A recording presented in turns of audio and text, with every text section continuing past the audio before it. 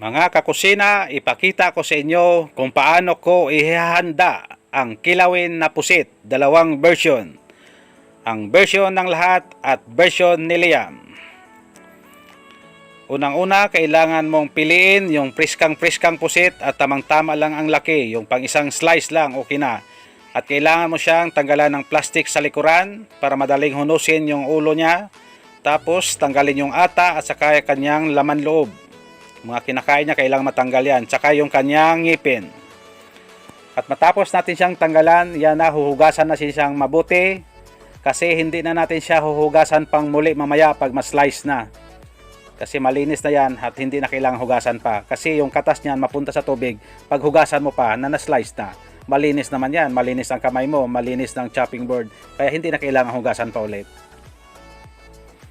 Yan na, ang ulo, pwedeng biyakin, pwedeng hindi, depende sa inyo. Yun, maliit-liit lang naman yung ulo niyan, pero pwede ring biyakin, pwede ring isawsaw na diretso yan. Pwede na yung kainin diretso.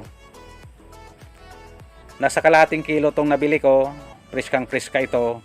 Madali lang naman kilalanin kung priska o hindi yung pusit kaysa sa isda. Kasi yung pusit pag priska, sigurado bilog na bilog yung katawan niya at saka maputi at hindi siya sira yung balat niya. Yan, ilagay na natin ang ating sibuyas sa ating na-slice na pusit. Nagtira ako ng konti, pati luya, ilagay rin natin, magtira rin tayo, pati yung sili. Yan lang kasimple ang ingredients niya, simpleng-simple lang yan. Yan, magtira tayong konti para sa mamaya sa isa kong version. Kakaiba yung version ko, bihira lang ang naghanda ng mga ganon. Mga kapatid ko, pamilya ko, kababayan ko sa amin noon sa Negros, ganito kami maghanda ng kilawin na pusit.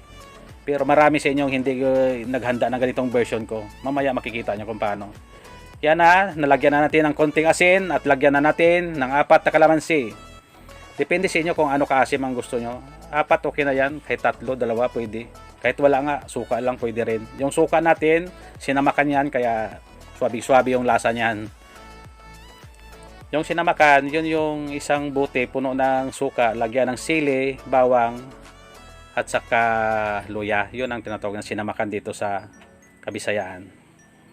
Okay, timpladong-timplado na yan, halo-haloin lang konti at pwede na yan kainin.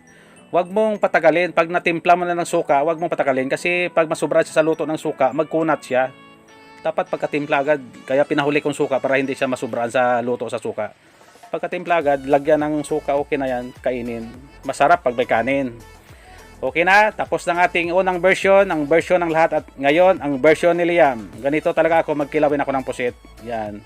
Napakasarap dito, pero ito pang matibayan lang ng sikmura.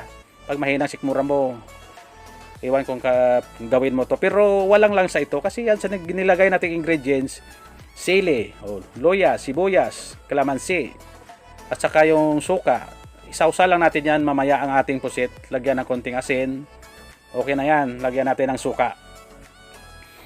Kasi ganito ako pag nagkilawin ng pusit para hindi ma-overcook yung pusit sa suka. Kasi pag masubra sa luto yung pusit sa suka, wala na. Kukunat yung pusit.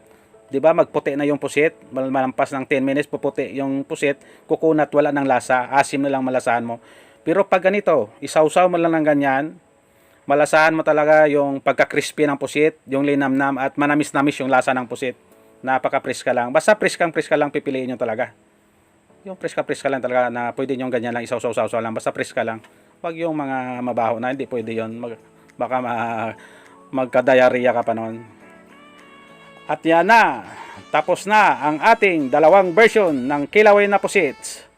Maraming salamat sa inyong panonood at sana nagustuhan nyo ang video ito. At kung nagustuhan nyo, huwag sanang kalimutang mag-subscribe. Hanggang sa muli. Paalam!